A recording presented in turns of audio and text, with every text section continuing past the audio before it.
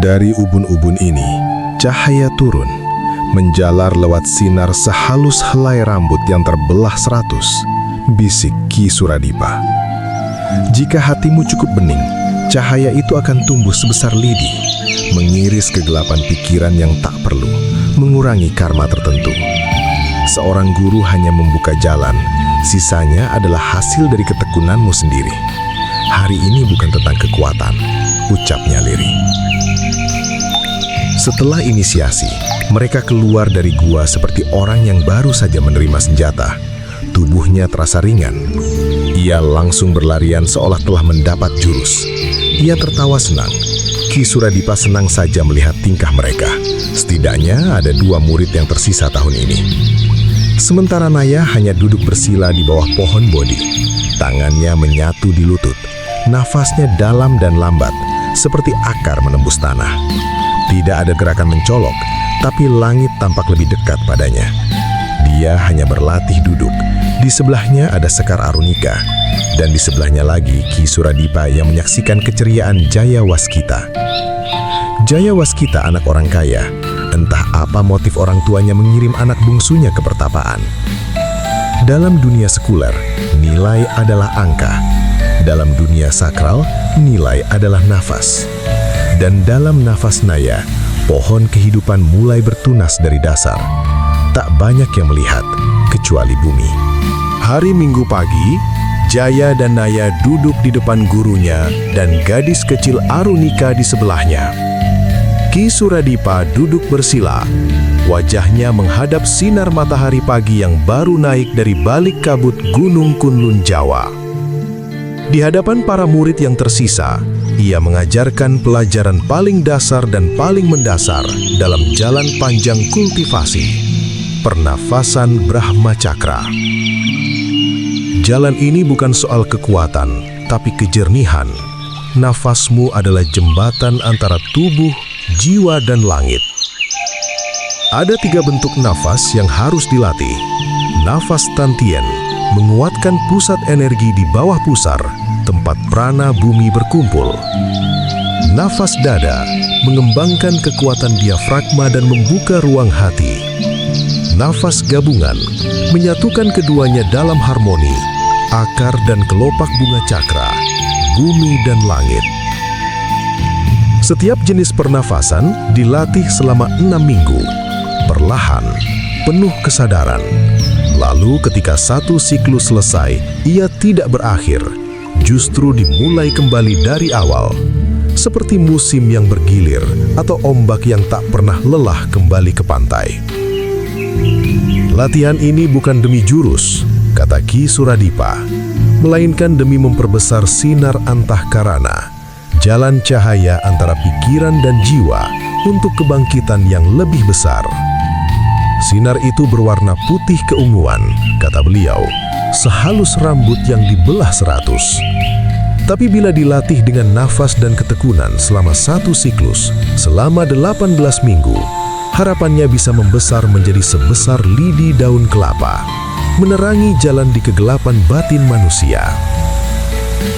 Seluruh hidupmu adalah latihan nafas, karena hanya dengan nafas yang benar, kau tak akan tersesat saat berjalan ke dalam dirimu sendiri.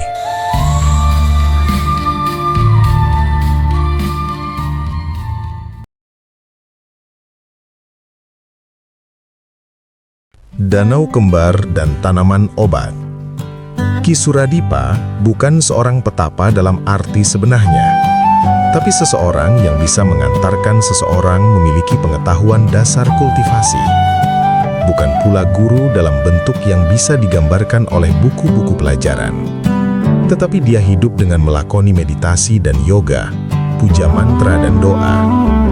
Di kegiatannya itu, Ki Suradipa merawat tanaman obat dan bunga-bunga wangi di 2 tempat, di lereng yang terpapar matahari pagi dan di dataran tinggi yang mendekati kabut.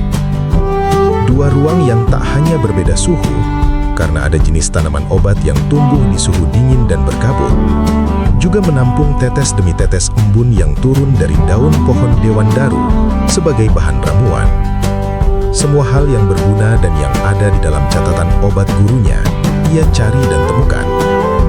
Anak-anak semua merantau dan tinggal di kota.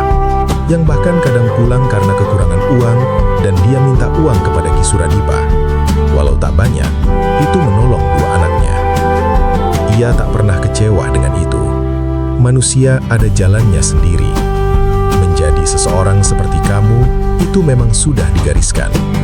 Itu kata gurunya setelah dia berguru selama 30 tahun. Tapi ada satu cucu kecil yang ingin tinggal dengannya di pertapaan.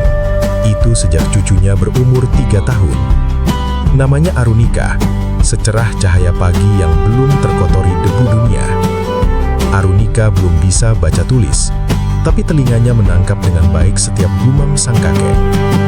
Ia belum mampu menjelaskan apa itu antahkarana, tapi ia tahu kapan kakeknya sedang melatih murid-muridnya.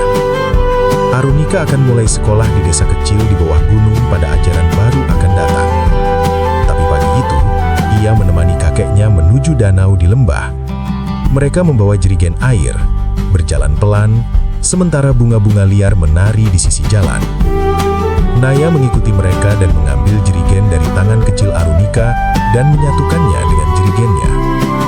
Ia membiarkan bocah itu berjalan bebas, memetik bunga dan sesekali menghirup harumnya.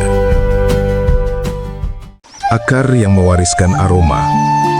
Sampai di cekungan sebelum danau, Ki Suradipa berkata pelan entah pada Arunika atau kepada Naya yang mengikutinya, menjelaskan tanaman dan gunanya. Kak Naya, akar sambil loto untuk obat panas, dan akar alang-alang untuk panas dalam, kata Arunika.